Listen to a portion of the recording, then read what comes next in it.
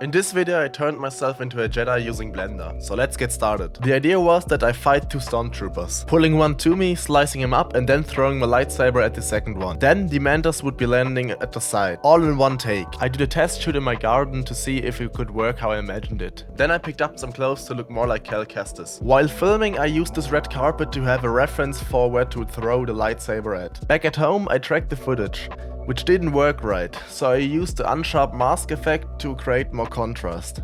Then in Blender I imported the model of a stormtrooper I found online and rigged it with Mixamo. For the animations I put on my mocap suit and acted out both performances. Back in Blender I retargeted the animations onto their corresponding rigs and moved them down the path. The one floating got hand animated once he was in the air. And from the point on where he was killed, I created a ragdoll sim using the Ragdoll Tools plugin for Blender. I spent a lot of time tweaking everything since there were problems with creating the hitboxes. This may have been because I didn't have the model in a T-pose while generating them. After a few hours it finally worked, and I baked everything as keyframes. For the other stormtrooper everything went a lot faster since I only had to adjust the hand placement after adding a gun into his hands. Then I proceeded to track my back since I wanted BD riding along with me. Nothing special here, just a lot of manual work animating over the footage, guessing the 3D position. For BD1 I found a model online and created an IK rig in Blender. This would be easier for me to animate since the feet would just stick to my back and I could just focus on the body and head. For the ship I used a rough blockout to get a sense of the overall animation before getting into more details.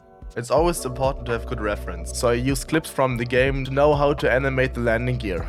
It's not perfect in clips in some places, but no one will notice since it will be blurred. Then I rendered and went into After Effects to do the comp, which was basically just adjusting the levels and adding camera lens blur. I replaced the sky using an HDRI and the Orb plugin from Video Copilot, since I had no intentions of rotoscoping the leaves in the end. I also adjusted the placement of BD1 since he was still sliding over my back. Here's him before and after. It's not perfect, but it will do since there are still different things happening in the frame and most of the people won't be looking at BD. For the cut on the Stormtrooper I created a dynamic paint in Blender and used the Stormtrooper as a canvas and the tracked lightsaber as a brush. Then I just exported the attribute as a shader AOV. I decided to add a bunker in the background to block the path and give the troopers some kind of a reason to stand there. After adding the camera lens blur onto the bunker layer, I had some problems with pixels that had no values, which left me with an entire frame having black pixels. I fixed it using this plugin. No idea why this happened, and after some final adjustments I was left with this.